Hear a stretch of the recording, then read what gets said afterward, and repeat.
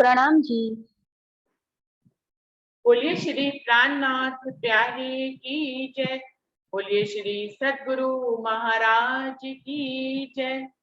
सुंदर साथ जी, शुरू करते हैं दूसरी बैठक। ये राम रतन महाराज जी की बीतक की छठी लहर चल रही है, जिसका आज हम मंथन करेंगे।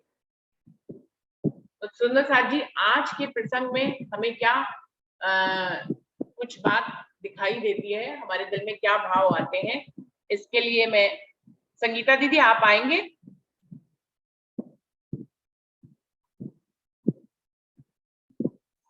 प्रणाम जी। प्रणाम जी। यात्रा शुरू हुई सबकी, मिलकर जगन्नाथ जी की। साध मंडली पीछे पीछे बनकर एक जमात चली।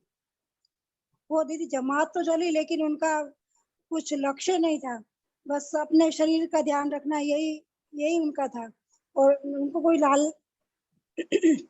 अपने महाराज जी है, उनको तो कोई लालच नहीं। उनको खाना मिल जाए तो ठीक है, नहीं मिले तो ठीक है। बस साथ चलते थे तो दूसरे साधु का भी उनसे भला होता था, तो साथ चलते थे। उन साधु को भी बहुत सहारा था।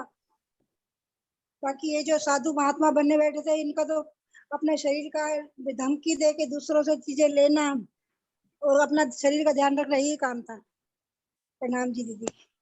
प्रणाम जी। वर्षा आप आओगे।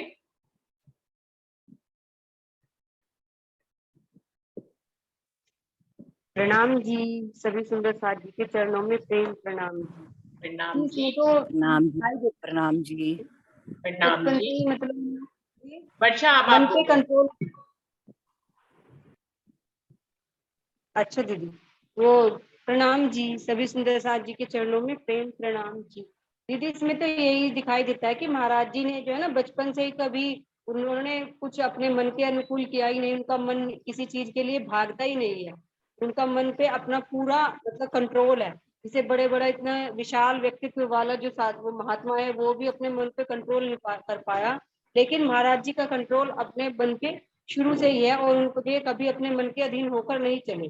और एक बात ये भी दिखाई देती है कि वो विशाल शरीर वाला जो महात्मा था, वो भी महाराज जी की इस बात से प्रभावित था। इसीलिए वो उनको गुरु जी कह के संबोधित करता था, क्योंकि उसे पता था उसका अपने मन पे कंट्रोल नहीं है। जब उसका मीठा खाने का मन किया तो वो पूरे ही मीठे में लोटपोट हो गया। और महाराज जी को उसकी ये हरकतें देखकर बिल्कुल भी अच्छा नहीं लगता था, क्योंकि वो जो कुछ भी काम करता था सबको डरा धमका के और गाली देना, ये सब इस तरह से व्यवहार जो है वो महात्माओं के अनुकूल नहीं है। महात्माओं की तो क्या, एक अच्छे गृहस्थी के भी अनुकूल ये व्यवहार नहीं होता कि दूसरे को डरा धमका के उससे सामान ले या उसे गालियां दे। एक सामान्य गृहस्थी भी अपनी इच्छा पूर्ति के लिए, अपने मन की चाहना के लिए मेहनत तो करता ही है। और ये महात्मा तो और भी सिद्धि के बल पे लोगों को डरा के अपने मन की इच्छाओं को पूरी कर रहे थे। और दूसरी तरफ महाराज जी हैं, जो कभी किसी को कुछ नहीं कहते और नम्रता के साथ ही वो व्यवहार करते हैं। उनकी इसी नम्रता से प्रभावित हुए वो इतने विशाल शरीर वाले। तो इसमें साफ दिखाई दे रहा है कि भाई एक सच्चे संत के, महात्मा के क्या लक्षण है। जो कुछ भी अच्छे गुण हैं वो सब महाराज जी के अंदर हैं। और उन विशाल व्यक्तित्व वाले महात्मा के अंदर कोई भी संत जैसा लक्षण दिखाई नहीं देता। प्रणाम जी। प्रणाम जी। महाराज जी को तो बचपन से ही आदत हो गई थी अपने मन को कंट्रोल करने की। गरीबी उन्होंने इतनी देखी थी कि भूखे भूखे कई कई रातें गुजारते थे। तो उनका बचपन से ही अपने मन पे कंट्रोल था बहुत अच्छी तरह से। और सही बात है कि महात्मा भी उनसे इसीलिए प्रभावित थे क्योंकि वो अपने अंदर की कमियों को जानते थे। वो जानते थे कि वो महाराज जी कुछ भी नहीं चाहते, वो सच्चे संत हैं। और उनको अपनी भी कमियां पता थी कि वो तो अपने मन को ही काबू में नहीं कर पाते, इसलिए महाराज जी को गुरु कहा करते थे। बिल्कुल सही है। अरुणा दीदी आप कुछ कहेंगे। हाँ जी, प्रणाम जी। नहीं, बस सुन रही हूँ। बाकी तो अब चंदन दीदी बोलेंगे, उनको सुनेंगे। आपने वैसे बहुत अच्छे से समझाई देते हो, और सही बात है। आज तो मेन व्यक्ति तो उनका ही बताया गया है। महात्मा साधु मंडली में रहते हुए भी वो साधु एक तरह से नहीं थे। कोई गुण अंदर साधुपन के नहीं थे। और अपने वैसे कोई महाराज जी कोई पास भी अभी कोई वाणी नहीं, कोई इलम नहीं, अभी कोई गुरु जी नहीं, कोई सतगुरु नहीं मिले। उसके बावजूद भी उनकी रहनी दिखाई है। इसका मतलब अगर राजी मिला से संबंध है, वो हमारी रूह कहीं भी बैठी है, उसकी रहनी तो वो रहनी में ही रहेगी, ऐसा मुझे लगा इन बात से। प्रणाम जी। प्रणाम जी। प्रणाम जी। हरीश भाई जी आप कुछ कहना चाहेंगे। हरीश भाई जी,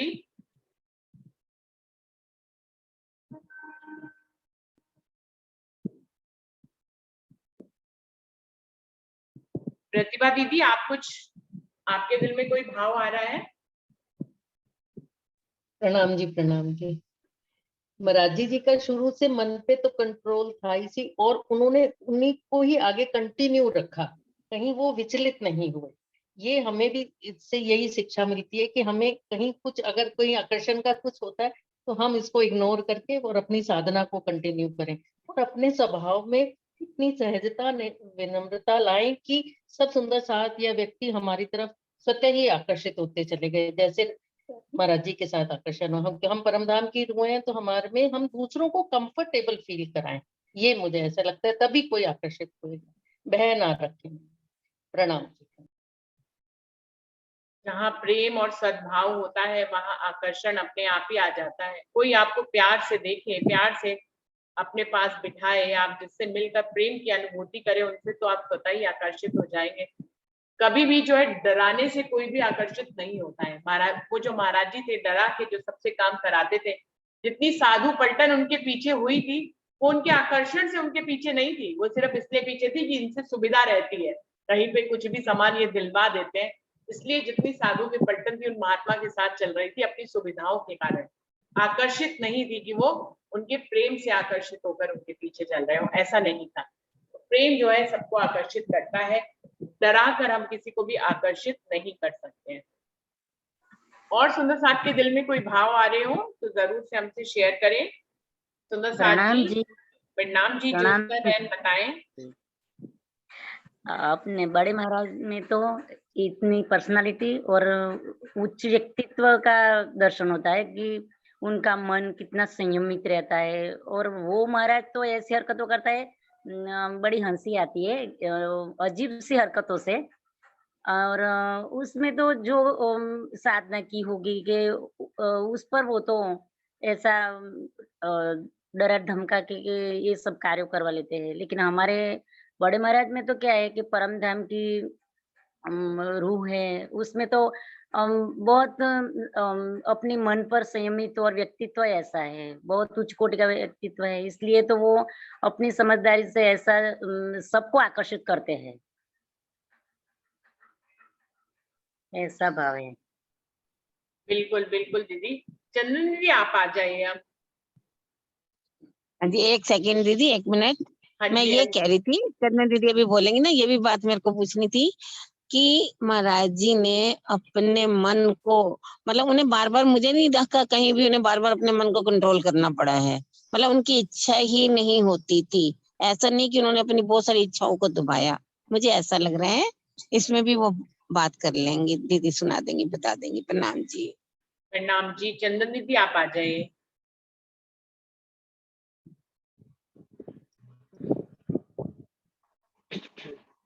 प्रणाम जी। प्रणाम जी सतगुरु दीदी। महाराज की जय।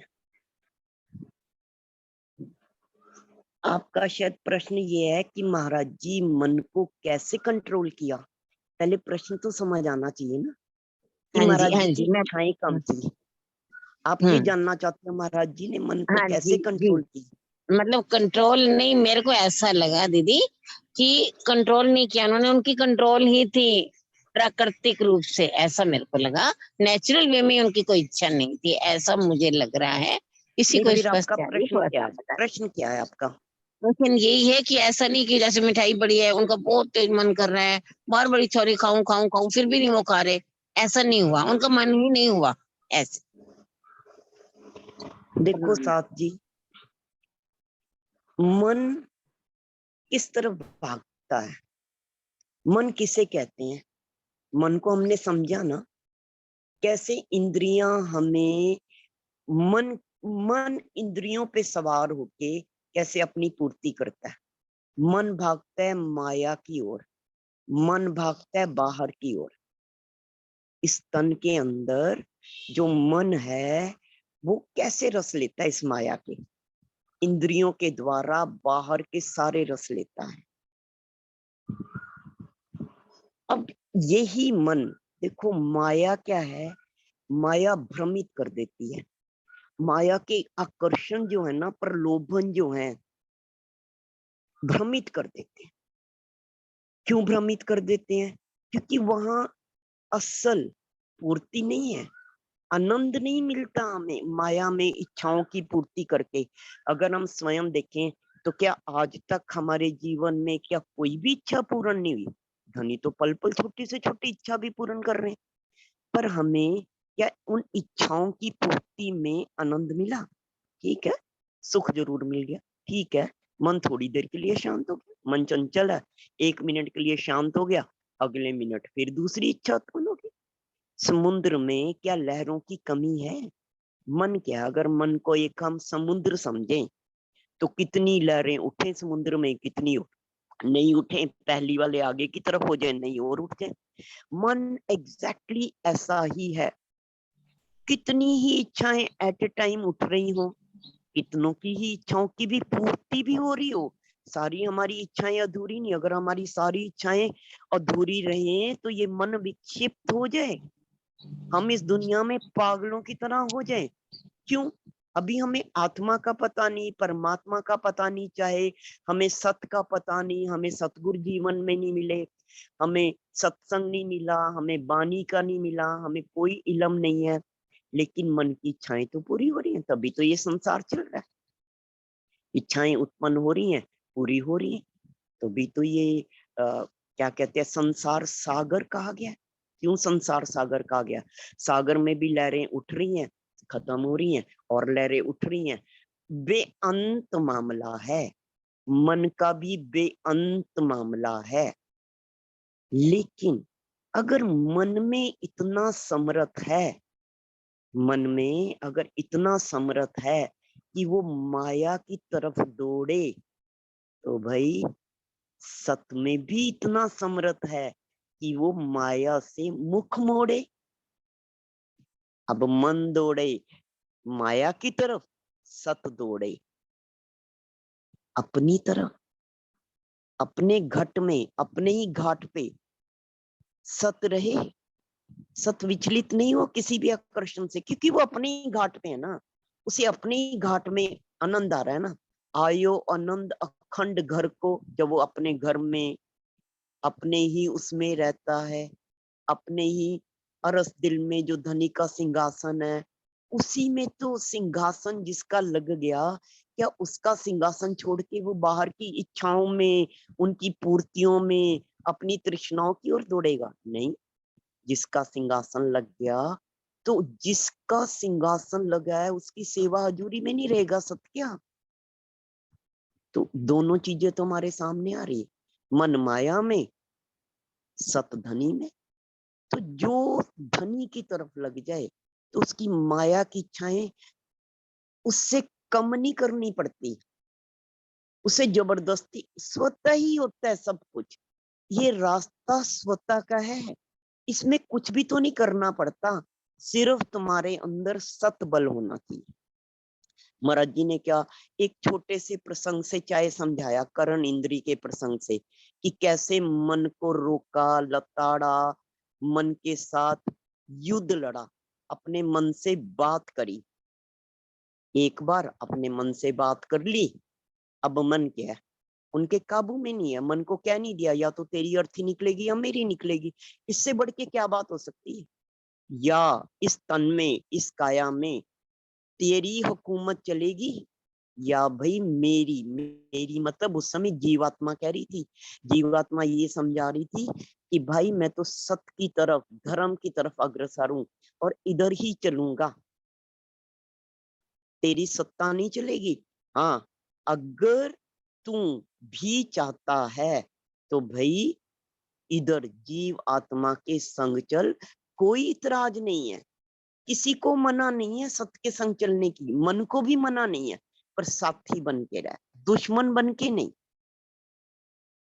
तो जो मन है, मन को समझना ही रास्ता पार करना है, मन को मन के उस पार उतरना है। कहते नहीं, हद पार बेहद। हद क्या है?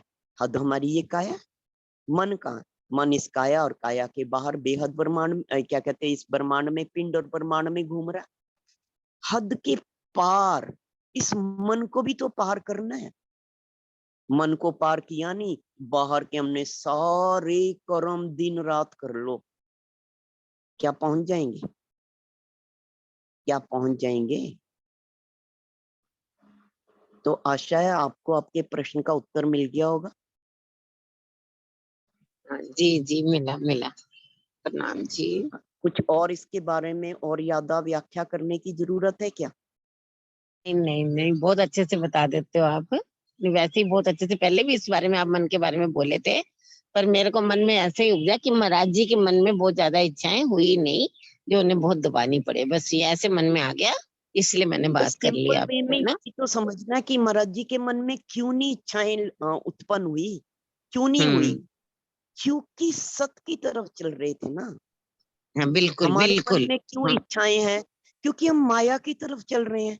जब भाई हाँ सत का रस आनंद आना शुरू हो जाए, तो ये छोटे छोटे जो सुख होते हैं ना, इच्छा पूर्ति के, मन की इच्छाओं की पूर्ति क्या है? मिट्टी के ढेले के समान ही तो है ये इच्छाएं। एक इच्छा की पूर्ति होगी, एक पल के लिए जरा सा सुख मिल गया, बस। जैसे इच्छा की पूर्ति, वो हमारे लिए अहमियत ही नहीं रखती। हमें जो कुछ चाहिए, जीवन में कुछ भी सोच लो, हमें जो कुछ चाहिए, जब तक नहीं मिला मन पीछे दौड़ रहा है, पागलों की तरह दिन रात सुई अटक जाती है। लेकिन जैसे ही वो चीज मिल गई, देखा नहीं घरों में जो इतनी चीजें आई पड़ी होती हैं, क्या उनकी कदर हो रही होती? कुछ नहीं कदर हो रही थी। और जब नहीं होती, तो उस एक एक चीज के लिए घर का एक एक सदस्य कितना ही विचलित रहता है, उसी की तरफ लगा रहेगा, उसी की बात, उसी की चर्चा, उसी की प्राप्ति के पल पल गिन रहेगा कि ये चीज, ये गाड़ी, ये मेरे को चीज कब मिलेगी, कब नहीं। जब मिल गई तो कौन परवाह करता है? तो मन का क्या है?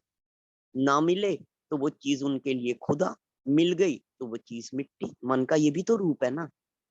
जो चीज मिल गई, अगर एक बच्चे को देख लो एक खिलौना दिला के, जब तक खिलौना नहीं मिला वो देख के रो रहा है, और खिलौना मिलते ही 5 मिनट के बाद उससे उस खिलौने की कोई दरकार नहीं होती, या से ज्यादा एक दिन खेल लेगा। तो मन कहीं से भी समझा जा सकता है। अपने बाहरी पल पल का जो हम जीवन जीते हैं ना, अगर हमारे अंदर चिंतन मनन शुरू हो जाए, तो हम मन को पल पल, अगर अपने में नहीं दिखाई देता, दूसरे में बहुत अच्छी दिखाई देता है। कई बार ऐसे होता है, जैसे हम लोग सब्जेक्टिव होते हैं, अपनी बुराई तो नहीं दिखती ना, दूसरे की तो दिखती है ना। तो दूसरा कौन है?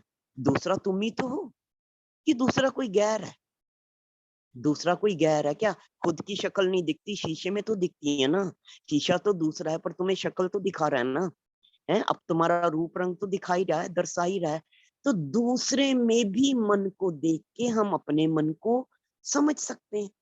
ना दूसरा गैर है, ना दूसरे के मन में और हमारे मन में भेद है। मन एक ही है। चाहे वो किसी में भी मन के रंग रूप, ये जो लाल पीला नीला सफेद श्याम जो भी ये मन है, भाई ये दूसरे में भी वही लाल पीला नीला सफेद के रूप में है, और हमारे अंदर भी उसी के उसी रूप में। कोई भेद नहीं है। बात अगर समझने के लिए तो कहीं से भी समझी जा सकती है, बाहर से भी समझी जा सकती है, भीतर से भी समझी जा सकती है। प्रणाम जी। बढ़िया, बहुत प्रणाम। अब हम अगर महाराज जी की बीतक पे आए, तो कल हम जिस प्रसंग तक पहुंचे थे, तो वो वही प्रसंग था कि वो कैसे खड़िया पलटन से लकड़े उतरवाते हैं। तो ये बात अब हमें सेवा के बारे में महाराज जी दर्शा रहे हैं। सेवा क्या हो? सेवा हो कुदरती, सेवा हो तुम्हारे भीतरी उठते उमड़ते भाव। सेवा क्या है?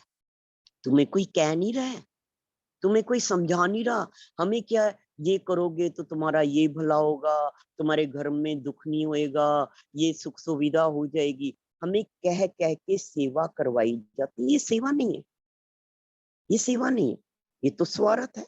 हम एक कर्म को धर्म में इसलिए करने हैं कि उससे जी हमारे बाहरी जगत में, हमारे माया में हमारा भला हो। सेवा ये नहीं है। सेवा क्या है? सेवा वो है जो कुदरती बने। पर ये सिद्धनाथ, ये भूतनाथ महात्मा कैसे सेवा कर रहे थे, कैसे सेवा करवा रहे थे? ये सेवा करा रहे थे दबंगई से, जोर जबरदस्ती, डरा के, धमका के, डंडे के बल पे, अपने चिमटे के बल पे, क्योंकि कुछ सिद्धियां प्राप्त थी। तो कह कह के सेवा कराना, ये सिद्ध बाबाओं का, दुनियावी बाबाओं का, डरा के कि तुम ये वो किसी भी तरह ये जो सेवा कराई जाए, इस सेवा का अध्यात्म में कोई फल ना मिले। सेवा वो जो किसी के संग सानिध्य में रह के, उसकी रहनी में, उसकी खुशबू में, अगर खुद के अंदर अभी नई सेवा का अंकुर फूटा, तो संत सोहबत में सेवा सहज ही उसका अंकुर फूटना शुरू हो जाए। अब महात्मा जी क्या थे? महात्मा जी तो ये जो सिद्धनाथ बाबा जी की बात कर रहे हैं, हम इन्हें भी अभी महात्मा जी कहेंगे, क्योंकि महात्मा जी की टोली में है। महात्माओं की तरह ही ये उन्हीं की पूरी जत्थे में उठ बैठ रहे हैं, महाराज जी के संग हैं और जगन्नाथ ही जाना चाह रहे हैं। पर महात्मा क्या इनमें महात्माओं वाले गुण थे? ये तो एक भिक्षुक भी नहीं थे। कम से कम महात्माओं का पहला वो है कि जो मिले उसी में सब्र कर लेना। तो इनमें तो बेसिक गुण ही नहीं है। बेसिक गुण क्या है? बेसिक गुण क्या है? तेरी रजा में राजी, हरदम राजी, हर पल राजी। तो क्या ये महात्मा जी को जितना हम इनका पर्सनालिटी में और जितना हम इनका कर्म देख रहे हैं, क्या ये राजी है? ये तो राजी भी नहीं। ये तो भिक्षा भी बलपूर्वक लें। देखो राजा के उसमें जब जाते हैं राज दरबार में, तो कैसे भिक्षा ले रहे हैं? बड़े कड़क होके बोल रहे हैं, क्या हम यहाँ भिक्षुक हैं? क्या हम भिक्षा लेने आए? क्या हम भोजन प्रसाद लेने आए? क्या हम भूखे हैं? भाई जाओ, राजा को संदेश दो फौरन। सब्र नहीं, शांति नहीं। भी आए हो, अगले को समय तो दो। वो अपने भाव से क्या देता है?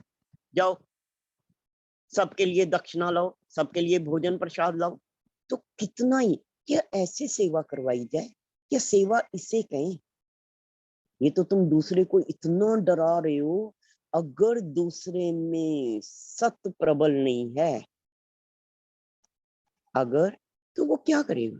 वो फटाफट, पता नहीं ये महात्मा है, पता नहीं ये इतने दावे से बोल रहा है, क्या पता इसके पास शक्ति हो, कोई श्राप ही दे दे। ऐसे नहीं होती सेवा, ऐसे नहीं होती सेवा। सेवा का भाव तो वो हो कि सेवा लेने वाले को भी आनंद और सेवा देने वाले को भी आनंद, दोनों तरफ से आनंद रस उत्पन्न हो रहा। और अब दूसरे में हम क्या देखते हैं? दूसरा आगे क्या देखते हैं? इनके कहने पे जब सेवा मिल गई, 25 रुपए की दक्षिणा आ गई, 25 महात्माओं के लिए भोजन पदार्थ, आटा सीधा सब मिल गया, तो वो जमात इनके साथ ही साथ चल पड़ी। ये बात हमें क्या दर्शाती है? ये हमें ये दर्शाती है भाई, जो ऐसों के संग लगे वो अध्यात्म की प्राप्ति के लिए नहीं बढ़ रहे, नहीं संग चल रहे। वो किस लिए हैं? वो भी आप देख लो, सारे मन के मनीत रूप है, कहने को सारे के सारे साधु, पर चिपक क्यों गए? क्या इनका आपस में कोई सत्संग वार्तालाप हुआ क्या? क्या इनको सिद्ध बात बाबा ने क्या कोई वचन दिए क्या? क्या इन्होंने महाराज जी के पास बैठ के कोई एक भी वचन, महाराज जी ने तो 4 आशीर्वाद वचन से अपनी यात्रा शुरू करी, क्या इन्होंने वो 4 आशीर्वाद वचन अगर सुनना चाहते तो क्या महाराज जी विस्तार से समझा नहीं देते? सार से भी समझा देते, विस्तार से भी समझा देते। पर क्यों सारे के सारे इकट्ठे ही उठ के चल दिए? इनके पीछे पीछे इन्होंने क्या कहा? हमारे पीछे आओ, ये हमारे संग चलो। क्यों चल दिए? तो हमें इस बात को समझना है, जो ये भीड़ दिखती है ना हमें, ये भीड़ क्यों है? ये अपने स्वार्थ के लिए जुड़ रही होती है महात्माओं को। ये अपना दुनियावी स्वार्थ, अपने दुनियावी इच्छाओं की पूर्ति के लिए अध्यात्म की राह को, सतमार्ग को जानने के लिए नहीं होती। तो ये जितनी भी ये बीतक है, चाहे बाहर से कहानी चल रही है, लेकिन अंदर से पूरा का पूरा हमें मार्ग मिल रहा है। मन को कैसे पकड़ना है, सतमार्ग क्या है, सतराह क्या है, सतराही कैसे हो, ये दुनियावी साधु कैसे हो। अभी तक हमने कितनी जमात देखी साधुओं की, इस 25 को भी देख लो, इच्छाओं के कारण है। अभी हमने पीछे भी देखा साध्वी को, सब मन के मन रूप है। एक वो साधु जो छोड़ के चला गया, अकेला अपने मार्ग पे अग्रसर हो गया, उसमें साधुत्व के तत्व थे, उसमें सत था, उसमें रहनी थी। उसके अलावा देख लो, हमें क्या महाराज जी पहचान नहीं दे रहे क्या? क्यों पहचान दे रहे भाई? ताकि हम कहीं भी भटक ना जाएं, कहीं भी अटक ना जाएं, अपने मार्ग पे चलते हुए। संत का काम ही यही है। संत का काम क्या है? संत का काम यही है, सत मार्ग देना। क्यों सत गुरु कहते हैं हम? सत का गुर है उसे पास, सत मार्ग चलाने के पास, उसके पास गुर हैं। जैसे हम उनके संग सानिध्य में आए, उनकी शरण में आए, तो वो सहज ही वो गुर दे देते हैं, स्वतः ही दे देते हैं। अब यहाँ हमने क्या देखा, महाराज जी को वो कहता है महात्मा कि महाराज जी आप हुक्म क्यों नहीं देते, खाने में क्यों सकुचाते हो? तो मन क्या कर रहा? मन सत से हुक्म मांग रहा। क्या सत को कोई दरकार है? क्या महाराज जी कोई इच्छा है खाने पीने की? क्या महाराज जी ने कभी भी कहीं भी कोई भी इच्छा दर्शाई? लेकिन मन चाह रहा। ये आगे का ये छोटा सा प्रसंग हमें ये दर्शाएगा कि मन कैसे सेवा करना चाहे। अब इस सिद्धनाथ बाबा का मन महाराज जी की रहनी पे, महाराज जी के संतत्व पे, महाराज जी के सत पे लट्टू हो गया। अब मन सेवा करना चाह रहा, तो मन क्या कह रहा? आप हमें कुछ कहते क्यों नहीं, हमसे कुछ मंगाते क्यों नहीं, हमें अजमाते क्यों नहीं? हम तो जंगल में पेड़ों से पैदा कर लें, एक बार कह के तो देखो हम आपके लिए क्या क्या नहीं कर सकते। हम क्या कर रहे? हम इस सिद्धनाथ बाबा को समझे या खुद को समझ ले, हम क्या कर रहे? हमारा मन क्या कर रहा? हमारा मन नहीं सेवा कर रहा, हमारा मन भी ऐसी सेवा कर रहा। क्या सत्य को जरूरत है? हमारा मन दिन रात क्या, हम ये कर रहे सेवा में, हम वो कर रहे। भाई क्या उस सत्य को जरूरत है? क्या उस खुदा को जरूरत है? सत्य तो खुद समर्थवान, सत्य खुद समर्थवान। जो सत्य पूरी दुनिया की पूर्ति कर रहा है, हम उसकी पूर्ति करने की, तो ये भी तो मन है। यहाँ तक मन है, एक मन माया में, एक मन दुनिया में, एक मन माया की इच्छाओं की ओर दौड़ रहा, तो दूसरा मन धर्म में सत्य की ओर भी दौड़ रहा है। यहाँ भी तो मन ही है, यहाँ भी तो मन ही है। लेकिन मन ने अब दिशा बदल दी, अब वो इच्छा पूर्ति नहीं कर रहा, अब वो सत्य की, धर्म की, उसकी हजूरी में आ गया। लेकिन है तो मन ही। वहां भी मन अपने, यहाँ की इच्छाएं खत्म हुई, उधर की इच्छाएं उत्पन्न होगी मन में कि मैं तेरी सेवा करूं, मैं तेरे भोग लगाऊं, मैं तेरे बागा वस्त्र बनाऊं, मैं यहाँ पे कमरे बनवा दूं, मैं यहाँ पे लंगर दे दूं, मैं वहां पे प्याऊ लगा दूं, मैं यहाँ पे जल सेवा कर दूं, मैं यहाँ पे कोई समाज की सेवा का कार्य कर दूं। ये भी सारा मन है। लेकिन ये मन का, अगर वो मन विकारों से युक्त है माया का, तो ये मन निर्विकार रास्ते पे, निर्विकार होके रास्ते पे चल रहा है, सतमार्ग की ओर है। तो मन ही खुदा को, खुदा को तो हम पा सकते हैं अपनी श्रद्धा से, ईमान से, इश्क से, पर हम खुदा को पाना चाह रहे अपने कर्मों से। खुदा हमारी भीतरी भीतरी भावों से पाया जाएगा, लेकिन हम उन भावों को इतने कर्मों में बांध दें। कर्म करना भी देखो, जब भाव है तो कर्म भी होगा, वो सहज होगा। लेकिन इस कर्म में हम बंध जाएं, हमारे नेम बन जाएं, हमारे टेम बन जाएं, ये बंधन है। भाव, अगर भाव उमड़े और उस भाव के लिए मेरे मन में अब सहज ही भाव उठा, भोग लगा लूं। भोग का टाइम है कि नहीं है, मेरे मन में उठा है, चलो जी मन में सत भाव उठा, मन सत की ओर चलना चाह रहा है और तुमने भोग लगा दी, बात खत्म। पर अगर मेरा मन रोज ही, आज मैंने भोग लगाया, मुझे कल भी इसी टाइम, आज मैंने मेर सागर पढ़ा, मुझे 5 बार रोज उसी टाइम उसी समय उसी जगह पे पढ़ना है, तो ये क्या है? ये बंधन हो जाएगा। इस बंधन में खुद ही फंस गए। बंधन का रास्ता नहीं है ना, हम बंधन खुलवाने जा रहे हैं। हम सतगुरु की शरण में, सतगुरु चरण का आसरा, हम उसका जब आसरा ले रहे हैं, किस लिए ले रहे हैं? कि हमारे तन के, मन के सारे बंधन खुल जाएं, रास्ता निष्कंटक हो जाए। पर यहाँ तो हमारे मन के साथ बुद्धि प्रकट हो जाए। मन जब सत मार्ग की ओर भी चले और बुद्धि का, मायावी बुद्धि का संग सहारा ले ले, तो हम सत मार्ग में चलते हुए खुद ही अपने ही जाल में फंस जाए, कर्म के जाल में फंस जाए। कभी देखा नहीं, एक वो क्या कहते हैं जो अपना ही जाला बुनता है, जब जाले लग जाते हैं तो है अपना ही जाला बुनता है और खुद उसमें ही फंस जाता है। ये है मन, पहले खुद रचना रचेगा, धर्म के नाम पे भी खुद ही फंस जाएगा। किसी में समर्थ है क्या? सत को फंसा दे। महाराज जी को कोई फंसा रहा है क्या? क्या महाराज जी इस कीचड़ में नहीं है क्या? अगर ये सारी साधुओं की जमात मन रूपी है, इच्छाधारी है, तो क्या महाराज जी सबके बीच में चल के नहीं दिखा रहे क्या? सबके बीच में उठ बैठ नहीं रहे क्या? है? लेकिन क्या कहीं फंस रहे? तो हमें सीखना है ना, हमें रास्ता पाना है ना, क्योंकि रहबर रास्ता दे रहे हैं ना, छोटे छोटे प्रसंगों से रास्ता दे रहा है। अब भूतनाथ को देखो, तो क्या भूतनाथ को पता नहीं था कि तृष्णा जागा करे? हैं? भूतनाथ को पता नहीं था? कैसे तृष्णा जाग गई? भूतनाथ के मन में तृष्णा जाग गई। कैसे तृष्णा जाग गई? देखते ही, मीठा देखते ही तृष्णा जाग गई। तो ये मन नहीं है तो और क्या है? मन नहीं है तो और क्या है? कहने को महात्मा, कहने को शिव भक्त। तो भाई अगर शिव भक्त होके हम शिव के आचरण पे नहीं है, तो ये शिव की भक्ति नहीं है। अगर हम किसी के भक्त हैं और उसके आचरण पे नहीं है, तो ये शिव की भक्ति नहीं है।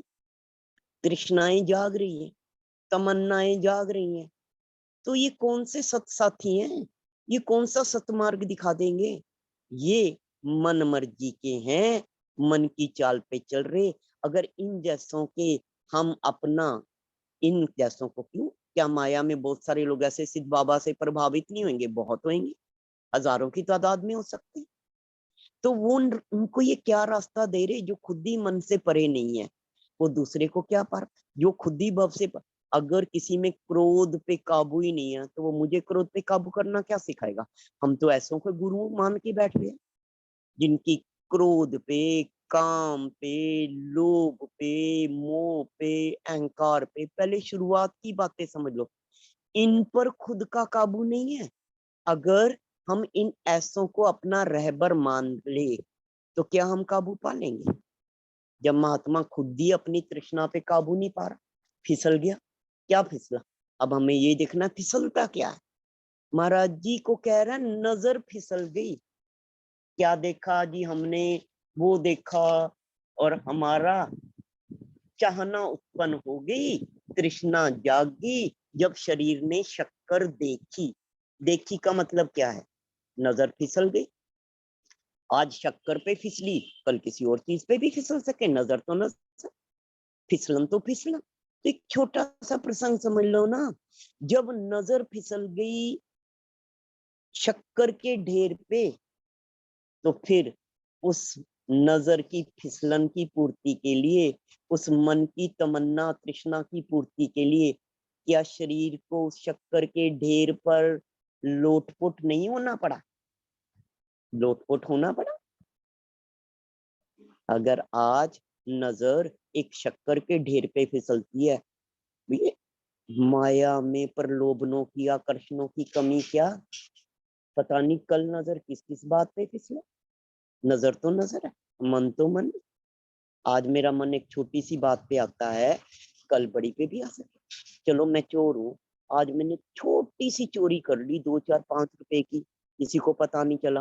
भाई यही यही मन कल को धीरे धीरे एक बड़ा चोर भी बन देगा, बड़ी चोरी भी करेगा, बड़ा डक्का भी डालेगा। तो जब इस मन की पूर्ति के लिए सारा का सारा तो हमारे सामने है, मन का एक एक रंग तो दर्शाया जा रहा, एक एक रंग। हम ये सोचिए सिद्धनाथ बाबा का मन नहीं भाई, ये हमारा ही मन है, ये हमारे ही मन की चाबी है। इसी से हमने अपने मन के द्वार को खोलना है, अपने मन के भीतर जाना है, अपने मन के अलग अलग रंगों को देखना है, अपने मन को समझना है। मन समझ आते ही, मन के जब हम दृष्टा हो जाएंगे तो मन को पार करना सरल हो जाता है। क्या सिद्ध बाबा को खुद की पहचान थी? नहीं थी। जब खुद की पहचान नहीं है तो दूसरे की पहचान कैसे कर लेंगे? कह रहे महाराज जी ने कहा भाई हमें तो ये सुल्फा चाहिए नहीं, आप उनमें बांट दो, बाकी जितने भी साधु महात्माओं की जमात है उनमें बांट दो। तो क्या कह रहा, क्या कह रहा भाई, ये तो पेटू बाबा, तो अगर वो पेटू बाबा तो हम क्या हैं? क्या हम पेटू बाबा नहीं है? अगर हम पेटू बाबा नहीं होते तो जितना सुल्फा बनिए ने चलो अपने भाव से पहली बार में दिया, चुपचाप उसी में शांति सबर सबूरी हो जाती। और क्यों मांगा फिर? झटका क्यों? हमने बनिए से झटका, झटके का मतलब क्या है?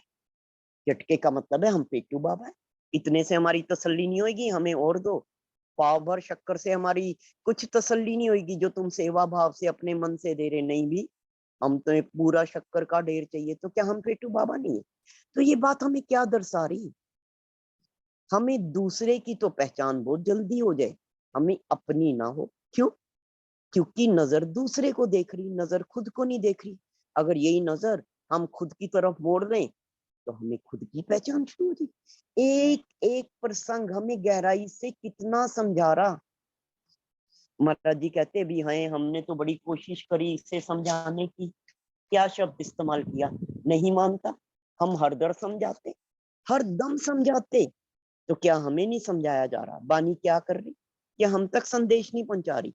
दिन रात बानी क्या हमें नहीं समझा रही? चलो किसी के जीवन में साक्षात सतगुरु अभी नहीं आए, चलो कोई कह दे कि हमें तो संत, हमें तो साधु, हमें तो महात्मा, हमें तो सच्चे गुरु मिले ही नहीं। चलो बानी तो है, क्या बानी नहीं समझा है? क्या समझी? अगर महाराज जी इसको समझाते थे तो क्या ये समझ रहा था?